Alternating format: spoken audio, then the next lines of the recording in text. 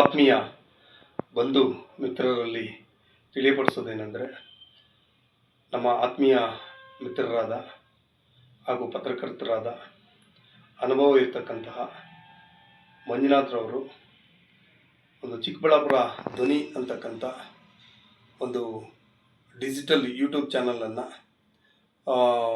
Launch ಇದೇ ತಿಂಗಳು 31ನೇ ತಾರೀಕು ಜನವರಿ 31ನೇ ತಾರೀಕು ಲಾಂಚ್ ಮಾಡ್ತಾ ಇದ್ದಾರೆ.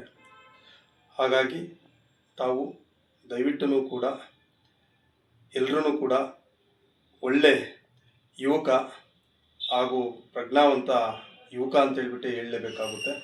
ಹಾಗಾಗಿ ದಯವಿಟ್ಟು ಒಂದು ಚಿಕ್ಕಬಳ್ಳಾಪುರದಲ್ಲಿ ಸಾಕಷ್ಟು ಒಂದು ಏನು ನಡೀತಾ ಇದೆ ಪ್ರತಿಯೊಂದು ವಿಚಾರಗಳನ್ನು ಕೂಡ ಪ್ರತಿದಿನ ಅಪ್ಡೇಟ್ ಮಾಡಲಿಕ್ಕೆ ಒಂದು ನಿರಂತರ ಪ್ರಯತ್ನದ ನಿಟ್ಟನ್ನು ಮಾಡ್ತಾ ಇದ್ದಾರೆ. ಹಾಗಾಗಿ ದಯವಿಟ್ಟು ಎಲ್ಲರೂ ಕೂಡ ಸಬ್ಸ್ಕ್ರೈಬ್ ಮಾಡಿ, ದಯವಿಟ್ಟು ಕೂಡ ಅವ್ರಿಗೆ ಸಹಕರಿಸಬೇಕು. ನಾನು ಕೂಡ ಸಹಕರಿಸ್ತಾ ಇದ್ದೀನಿ.